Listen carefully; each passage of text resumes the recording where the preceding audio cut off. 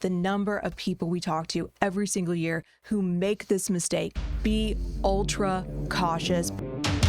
We are the Armed Attorneys. Today we're providing a critical update on TSA guidance with regard to flying with your firearms, specifically ammunition and the turnaround on these civil penalties. Now, we've talked about this stuff in the past, but they have changed some of their guidance. That's what we're talking about. But before we begin, show your support for the Second Amendment by hitting that like button. Now, what started this kind of inquiry into the TSA guidelines was we had a recent client who had a brush with the TSA.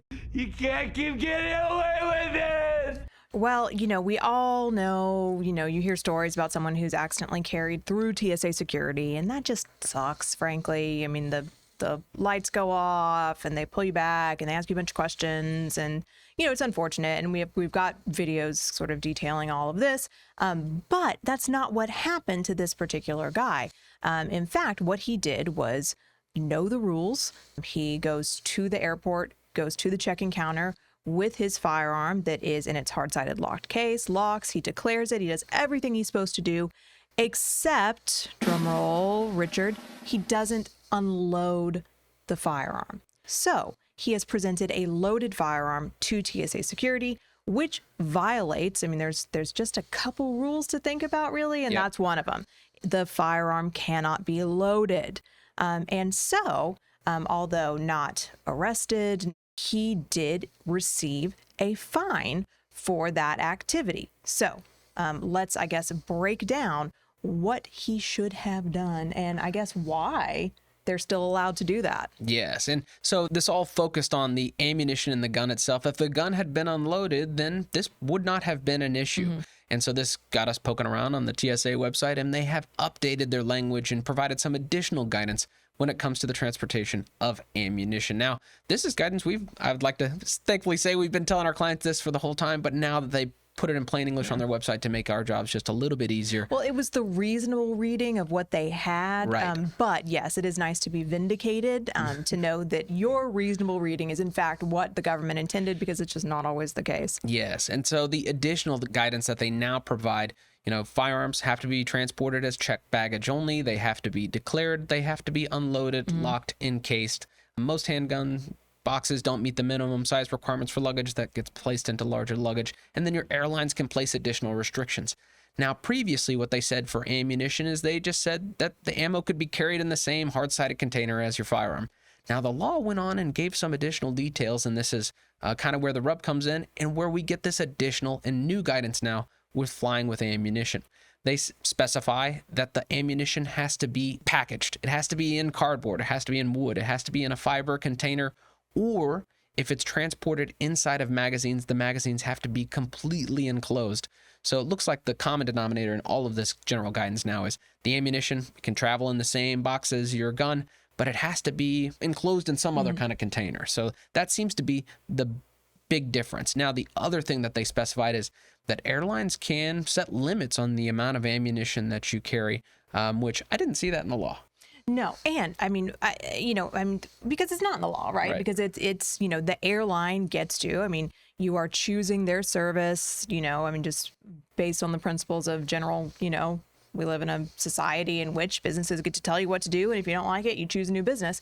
It's not in the law, but airlines, not only do they get to set the amount of ammunition you can fly with, they also get to tell you exactly how to package it too, which is something we come across. There are some airlines that will say, despite the fact TSA says it's totally fine, you could in fact load that ammunition into a magazine so long as you had a cap or cover to cover the top of that magazine that's completely enclosed. That's fine by TSA. The airline could say, no, we want it in the original cardboard packaging, which a lot of airlines do actually say that, and put that in your hard-sided locking case. And even though the TSA isn't going to fine you for doing otherwise, the airline might say, nope, do it our way or you're not flying with us. So, that's just, I would say unfortunate, except I do like that businesses can, make decisions, because that's why we have businesses who say, we appreciate concealed carriers coming in. I mean, Right. there are good things about businesses making those sorts of calls, but it can also be abused. So in short, the ammunition update is they provide additional clarification that the ammunition has to be completely enclosed. It can be carried in the same lock container as the firearm, but it can't be inside your firearm. We all knew that before, but as long as it's enclosed in some type of packaging, they provide that guidance, then you should be good to go. Now, the last update that we have is TSA fines.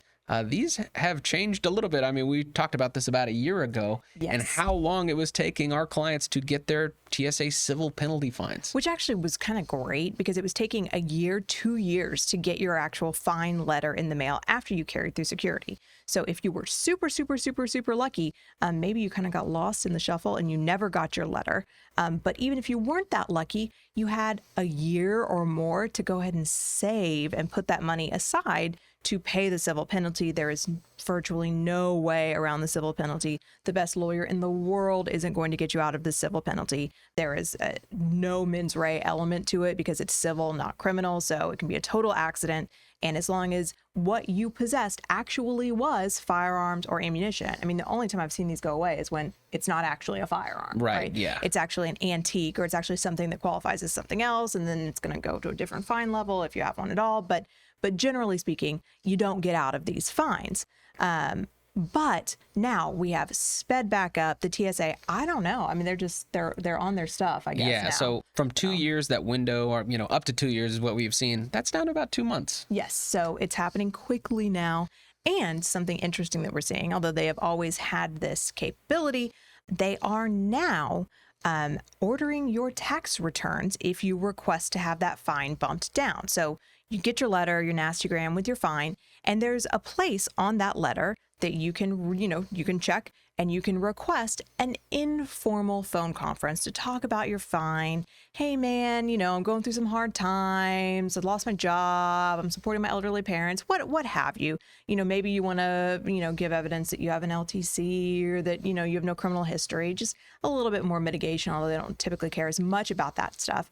But now what we're hearing colloquially from people we talk to is that the TSA is going ahead and they're just requesting these tax returns kind of right off the bat, I guess, just to make sure you're not lying. Yeah. No, because most of the time, and this is what we saw maybe a year ago, you'd ask an informal hearing, everybody would talk, and most of the time those fines would probably get halved, or, depending on the amount. Yeah, and they might knock it down, yeah. Yeah, but now with the requesting of the tax returns, sounds like they're not so amenable to that. So, it just depends. But these two updates, very, very critical, and it's good guidance on behalf of the TSA. We want people to be able to fly and not get surprised with a TSA fine. So I'm glad that they provided this additional information. Yeah. And, this is, if you're watching this near the time we released it, where this is November, right?